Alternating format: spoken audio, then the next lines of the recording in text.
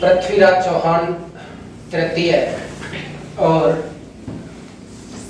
संयोगिता की इस प्रेम कहानी के पीछे बचपना रहस्य है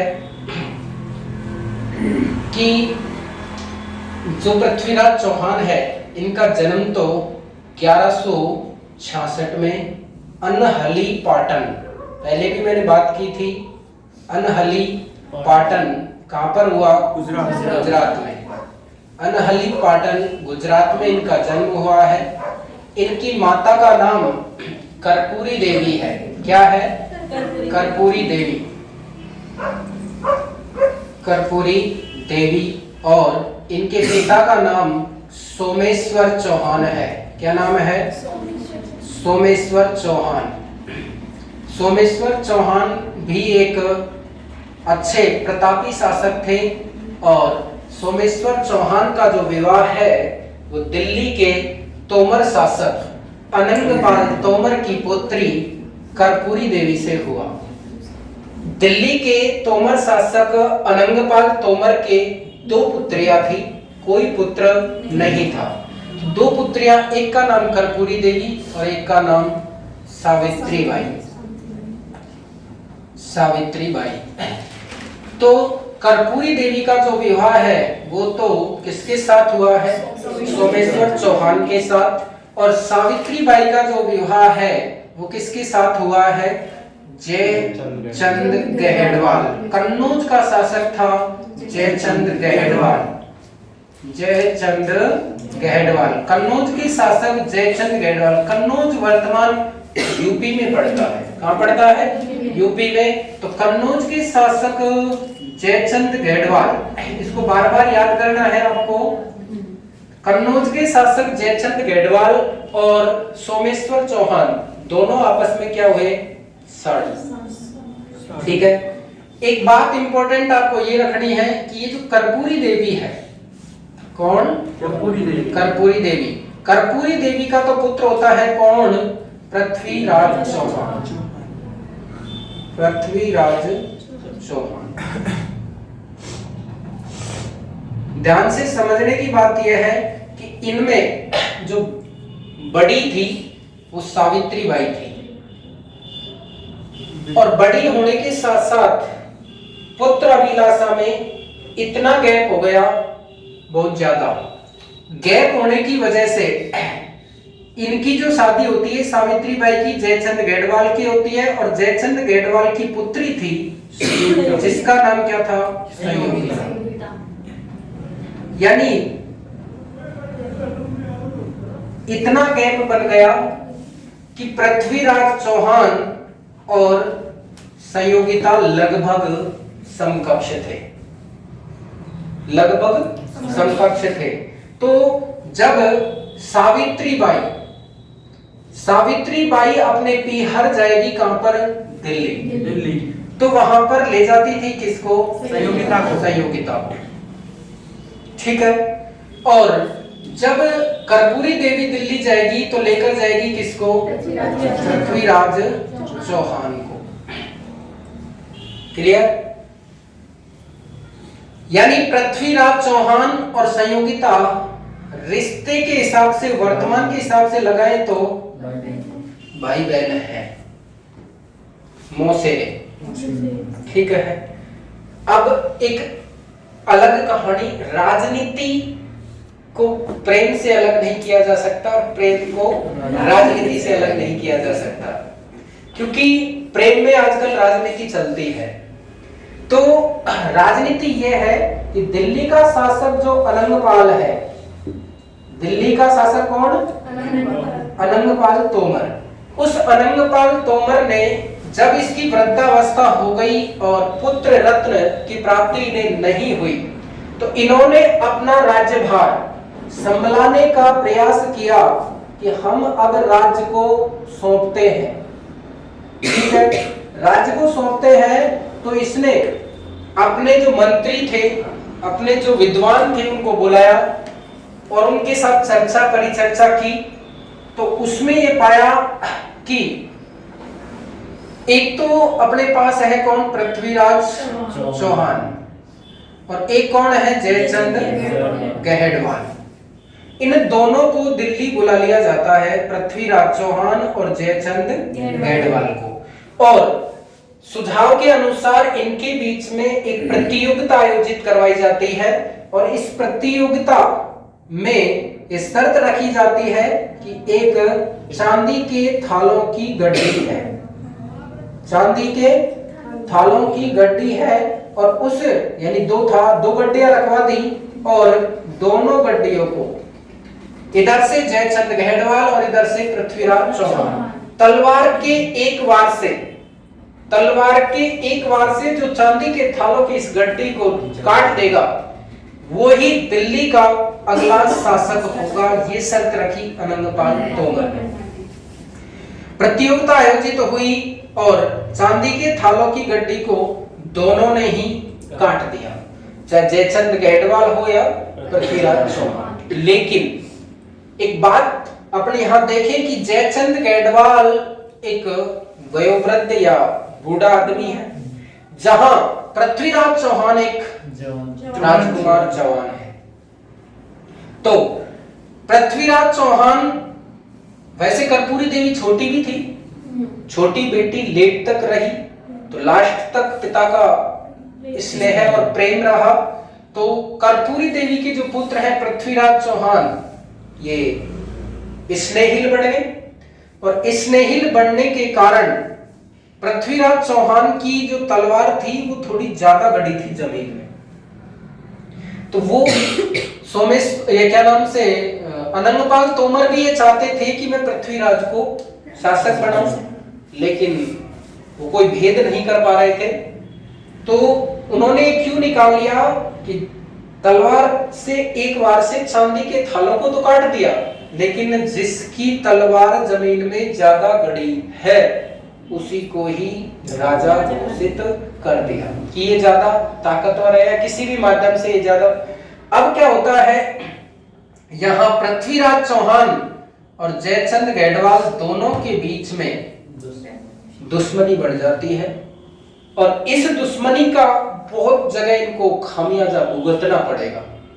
खामियाजा कैसे भुगतना पड़ेगा कि एक तो जयचंद गहडवाल जब अपनी पुत्री संयोगिता का विवाह करते हैं, यानी स्वयंवर आयोजित करते हैं, तो इस स्वयंवर में देशों विदेशों राजा महाराजा रिश्तेदार सबको बुलाते हैं, लेकिन पृथ्वीराज चौहान तृतीय को इस दरबार में आमंत्रित नहीं करते। जब पृथ्वीराज को आमंत्रित नहीं किया तो राजा महाराजाओं में कुशल कुशल तो होनी ही थी। इधर संयोगिता और पृथ्वीराज चौहान जब दिल्ली रहते थे, आज साथ साथ खेलते, साथ साथ सारी गतिविधियां होती, जैसे कि संदीप की, और तो धीरे धीरे इतना लगाव, इतना मतलब आकर्षण और प्रेम हो गया कि ये अपने मूल रिश्ते को भूल गए, और संयोगिता पृथ्वीराज को अपना सब कुछ मानने लगी थी। लेकिन इस बात का पता जयचंद गहडवाल को लग चुका था, इसलिए जयचंद गहडवाल ने एक तो वो दुश्मनी और दूसरी ये कि उसको बुलाऊंगा ही नहीं, स्वयंवर में आएगा नहीं तो स्वयंवर में चुनाव होगा कैसे। और तो और संयोगिता के सामने और अन्य राजा महाराजाओं के सामने पृथ्वीराज चौहान का अपमान करने के लिए पृथ्वीराज चौहान का एक क्या बना दिया, पुतला। पृथ्वीराज चौहान का पुतला बनाकर और गेट पर खड़ा कर दिया कि तेरी औकात मेरे दरबार में सिर्फ एक गार्ड के रूप में, द्वारपाल के रूप में, केवल द्वारपाल के रूप में, कोई बात नहीं। हालांकि जब पृथ्वीराज चौहान के अपने यहाँ के आसपास के पड़ोसी शासक वहां गए होंगे तो पृथ्वीराज चौहान को उन्होंने भी तो चिढ़ाया होगा, कह के तो गए होंगे, पूछते हैं अपन भी तो दियो कौन दिया, ठीक है। पृथ्वीराज चौहान को चिढ़ाया होगा, कोई बात नहीं, लेकिन इसके जो ऐसे चिढ़ाकर गए हैं वो इसको खबर भी वही देंगे। तो जब स्वयंवर आयोजित हुआ तो राजा महाराजा जब दरबार में बैठे हैं तो सब बड़े उत्सुक हैं। संदीप तो बहुत ही ज्यादा उत्सुक कि क्योंकि एक राजा के पास से जैसे ऐसे निकली, पहले तो राजी हो रहा है, डाउन, ये राजी हुआ फिर डाउन, अगला राजी हुआ फिर डाउन, पिछले वाले सोच रहे हैं अपने पास आएगी, अपने पास ही आएगी, ठीक है। पूरा दरबार आर पार निकल गए और लास्ट में जाके जो पृथ्वीराज चौहान का पुतला था बाहर दरवाजे पर, उसको जाकर माला लगा दिया। ये होता है प्रेम।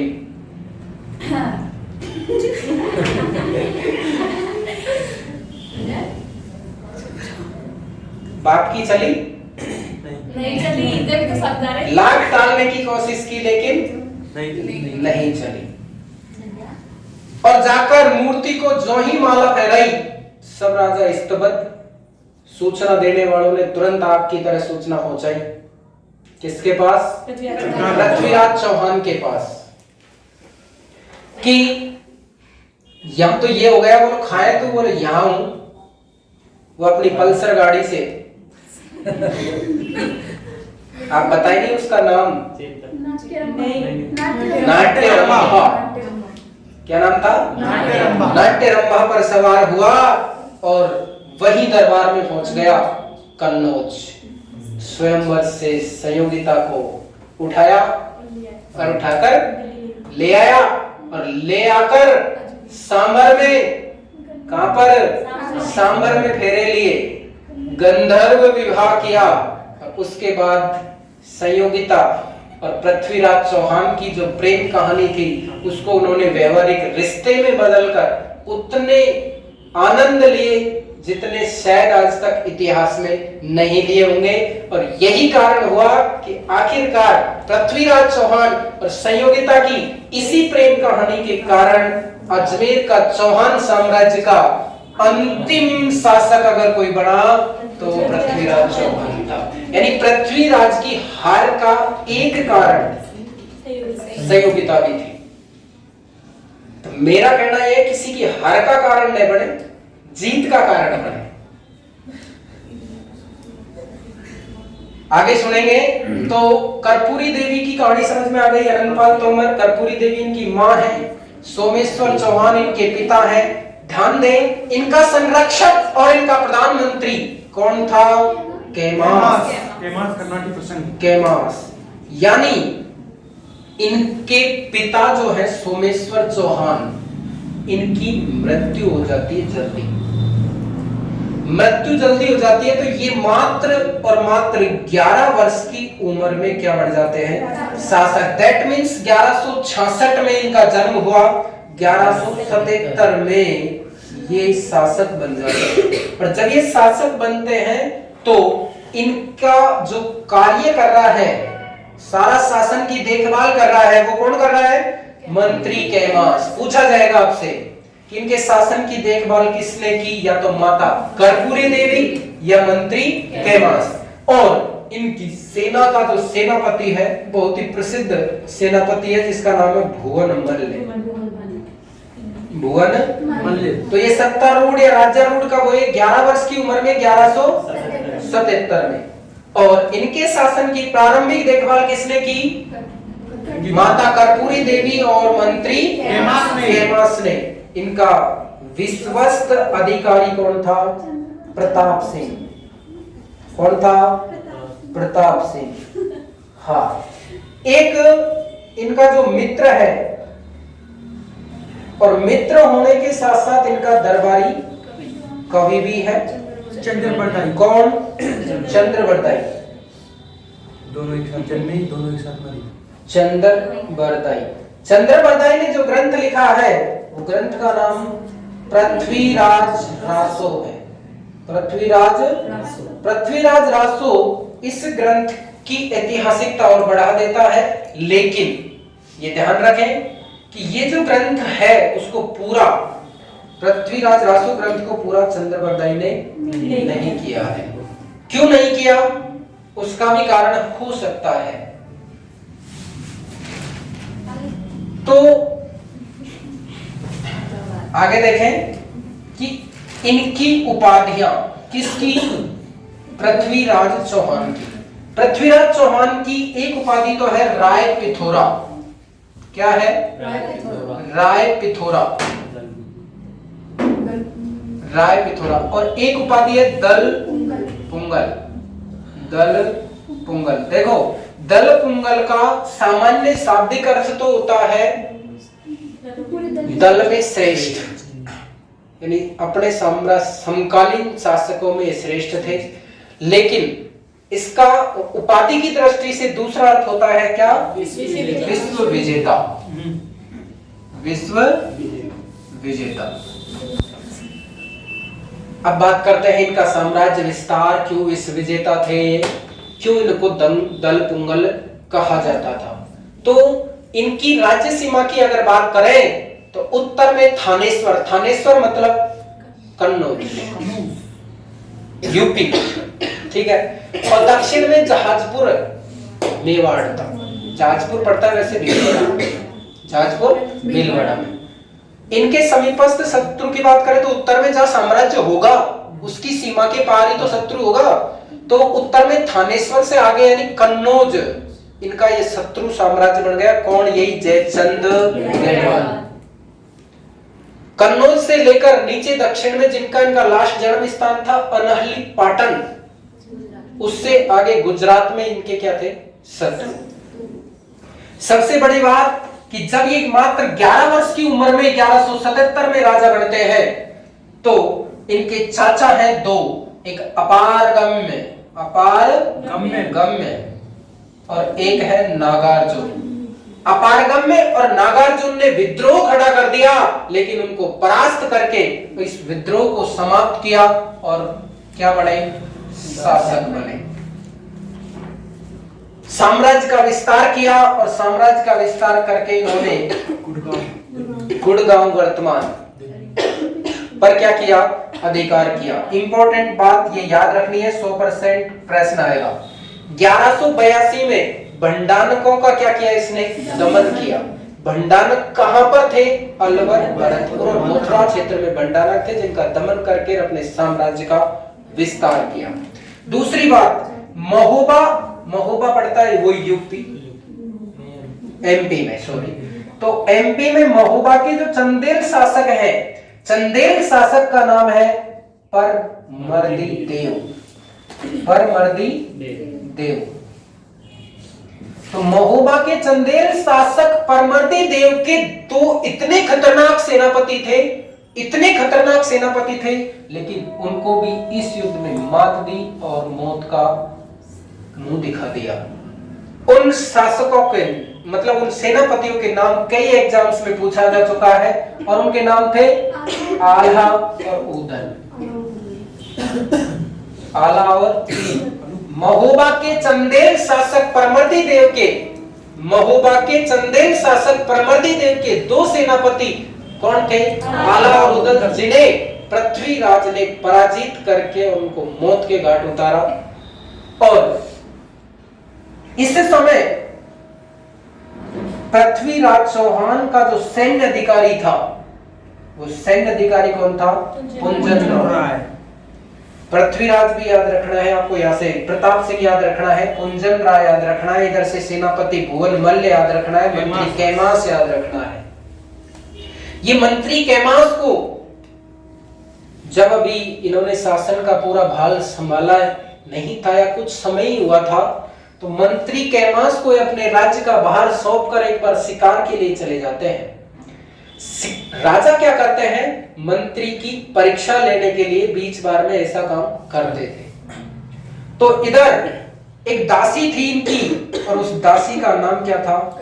कर्नाटी। तो कैमास और कर्नाटी, जब खुद पृथ्वीराज चौहान और संयोगिता की प्रेम कहानी थी, तो कैमास और कर्नाटक की भी क्या थी? प्रेम कहानी थी। एक ऐतिहासिक प्रेम कहानी है, चाहे उसको कवि ने और अधिक सौंदर्य यानी अतिशयोक्ति करके कहा हो, लेकिन क्या होता है कि उसमें पृथ्वीराज चौहान रात्रि के समय आते हैं और रात्रि के समय आके और कैमास कर्नाटी के उस प्रसंग को देखते हैं, प्रेम प्रसंग को। उसके बाद वो उनको समाप्त करवाते हैं और फिर चले जाते हैं, फिर दोबारा आते हैं, फिर पूछते हैं कि कैसा साम्राज्य चल रहा है, क्या चल रहा है, उसकी सारी स्थिति की दोबारा जानकारी लेते हैं। नेक्स्ट देखेंगे कि इन्होंने चालुक्यों पर भी विजय प्राप्त की है और गुजरात के चालुक्य शासक कौन थे? भीमदेव सेकंड। गुजरात के चालुक्य शासक भीमदेव सेकंड। बात 1184 की है, तो चालुक्य शासक भीमदेव का सेनापति ये प्रधानमंत्री था जिसका नाम था जगदेव प्रतिहार। उस जगदेव प्रतिहार को भी पृथ्वीराज ने नागौर के युद्ध में क्या किया? परास्त किया। कन्नौज के साथ जो संबंध थे वो आपने पढ़े लिए हैं, जयचंद गढ़वाल। इंपॉर्टेंट बात एक और है कि ये इधर प्रेम प्रसंग में ये संयोगिता के प्रेम प्रसंग में है और 1191 में मोहम्मद गोरी इस साम्राज्य पर आक्रमण कर देता है। तो 1191 में जब मोहम्मद गोरी आक्रमण कर रहा है तो उस समय तो इनकी कुछ सुनियोजितता थी, अच्छी सोच थी, दूरदृष्टि थी, जिसके कारण इन्होंने इस युद्ध को जीत लिया। 1191 में तराइन का पहला युद्ध हुआ था और तराइन के पहले युद्ध में यानी पृथ्वीराज चौहान और किसके बीच में? मोहम्मद गोरी के बीच में। पृथ्वीराज चौहान और मोहम्मद गोरी के इस बीच हुए युद्ध में पृथ्वीराज चौहान जीत गया। कोई बात नहीं। कहा जाता है, इतिहासकार बताते हैं इस बात को कि इनके बीच में 17 युद्ध हुए थे। 17 बार युद्ध हुए, 17 बार पृथ्वीराज चौहान जीते, लेकिन 1192 में तराइन का द्वितीय युद्ध हुआ और उस समय खास तौर से कई इतिहासकार बताते हैं कि संयोगिता के प्रति आसक्ति के कारण पृथ्वीराज चौहान उस युद्ध का सेनापतित्व ठीक ढंग से नहीं कर पाए। पर उधर तराइन के मैदान में मोहम्मद गोरी की सेना आ चुकी है, उधर वो संयोगिता के प्रेम में लिप्त है। इस बात को चंद्रबरदाई ने अपने ग्रंथ में भी लिखा है, पृथ्वीराज रासो। खुद चंद्रबरदाई उनको समझाने के लिए जाते हैं, लेकिन वो उनकी तरफ कोई ध्यान नहीं देते। आखिरकार तराइन के द्वितीय युद्ध में जब पहले युद्ध में गलती ये हुई कि उन्होंने उसको हरा तो दिया, लेकिन उसको छोड़ दिया यानी जाने दिया। तो दूसरे युद्ध में जब इनकी हार हुई, किसकी? पृथ्वीराज चौहान की। तो पृथ्वीराज चौहान को यहाँ से बंदी बनाकर और मोहम्मद गोरी कहां पर ले गया? गजनी ले गया। और मोहम्मद गोरी का एक गुलाम हुआ करता था जिसका नाम था कुतुबुद्दीन ऐबक। तो कुतुबुद्दीन ऐबक को मोहम्मद गोरी कहां छोड़ गया? अजमेर। कहां छोड़ गया? अजमेर। और दिल्ली का शासन खुद चला रहा है। दिल्ली का शासन स्वयं चला रहा है कौन? मोहम्मद गोरी। 1194 में जयचंद गढ़वाल और पृथ्वीराज चौहान के बीच में क्या होता है? युद्ध होता है। कौन सा युद्ध होता है? सॉरी, पृथ्वीराज ये नहीं, जयचंद गढ़वाल और मोहम्मद गोरी। जयचंद गढ़वाल और मोहम्मद गोरी के बीच में युद्ध होता है। कौन सा युद्ध होता है? चंदावर का युद्ध। कौन सा युद्ध? चंदावर का युद्ध। उस चंदावर के युद्ध में क्योंकि 1191 और 92 में जयचंद गढ़वाल ने पृथ्वीराज का साथ नहीं दिया था, उस चंदावर के युद्ध में पृथ्वीराज चौहान ने भी जयचंद गढ़वाल का साथ नहीं दिया। अगर जयचंद गढ़वाल पृथ्वीराज का साथ 1192 के तराइन के युद्ध में देते तो शायद ही पृथ्वीराज चौहान मोहम्मद गोरी से हारता। इस कारण 1194 में कन्नौज का साम्राज्य भी किसके पास आ गया? कन्नौज मतलब वर्तमान उत्तर प्रदेश और उसकी दिल्ली का शासन था ही। दिल्ली के बाद किसका आ गया? कन्नौज का, अजमेर का, अजमेर के बाद कन्नौज का, एक बड़ा साम्राज्य हो गया। लेकिन उसी के कुछ दिन बाद 1206 में मोहम्मद गोरी का जो साम्राज्य है वो लगभग क्या हो जाता है? समाप्त हो जाता है यहाँ से। क्यों? उसका कारण भी बताएंगे। तो 1206 में यानी 1191, 92, फिर 1194, 1195, 96 के लगभग ये जो कुतुबुद्दीन ऐबक अजमेर में था, गुलाम था ना, ये कहां चला जाता है? दिल्ली। और दिल्ली में जाकर गुलाम वंश की क्या करता है? स्थापना करता है। इसलिए भारत में गुलाम वंश की स्थापना हुई 1206 में। फिर 1210 में आ जाता है कौन? इल्तुतमिश। 1210 में 1220 या 1216 के आसपास है।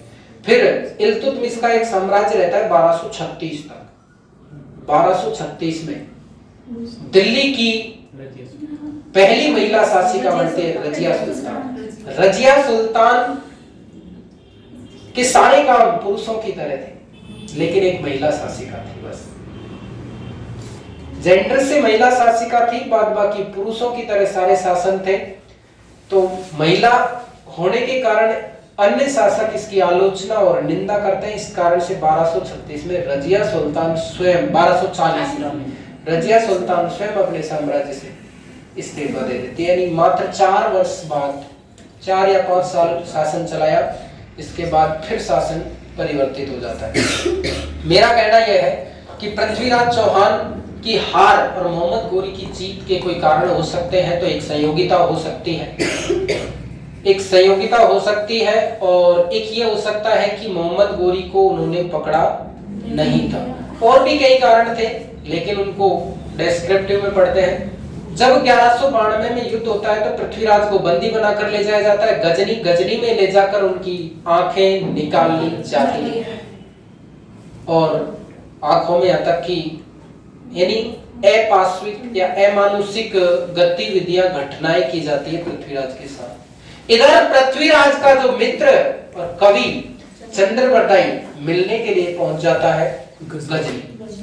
जब चंद्रबरदाई गजनी गया तो गजनी में उसे पृथ्वीराज से मिलने नहीं दिया। जब नहीं दिया मिलने तो भाट शैली में, कौन सी शैली में? क्योंकि चंद्रबरदाई एक भाट था।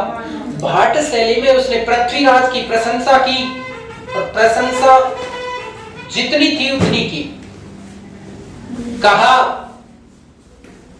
कि जो मेरा स्वामी है, मेरा मित्र, मेरा सखा है, वो आप चाहे तो शब्द भेदी बाण चला सकता है, आप चाहे तो नाप तोल के बाण चला सकता है, ऐसा नहीं है। कारण हार का क्या था? संयोगिता थी, और कुशल सेनापतित्व नहीं रहा बाद में। तो इस बात की जब उन्होंने प्रशंसा की तो उसको मिलने दिया गया किससे? पृथ्वीराज चौहान से।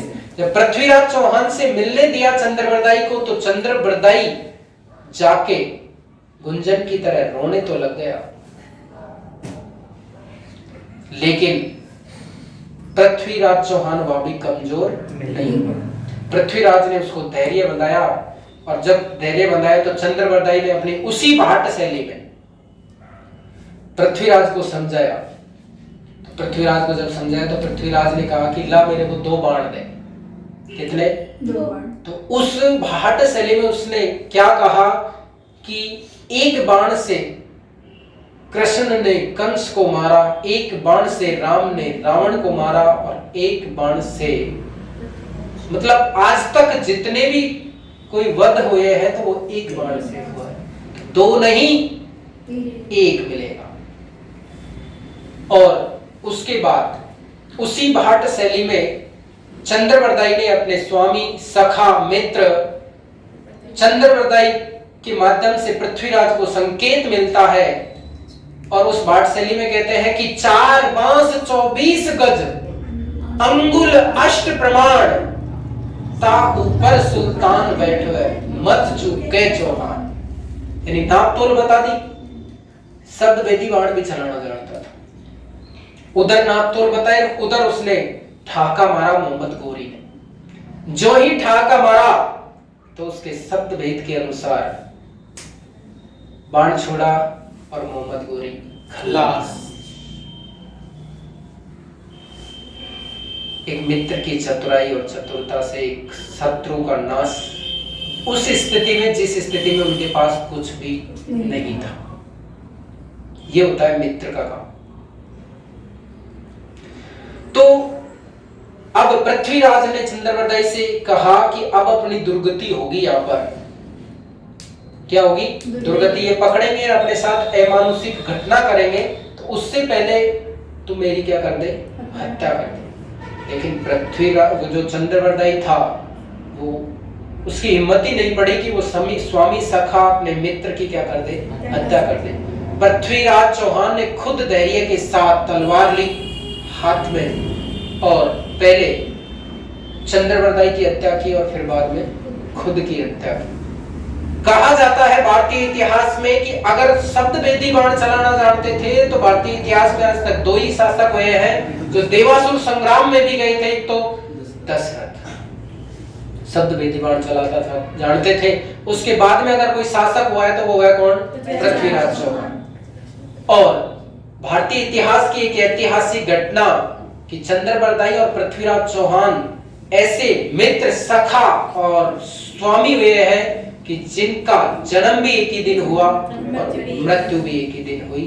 तो ऐसे शासक को सलाम है। नाट्यरंभा इनके घोड़े का नाम है, जिसके माध्यम से ये संयोगिता को लेकर आए और साथ में गंधर्व विवाह किया। ये बात कहानी समझ में आई होगी आपको।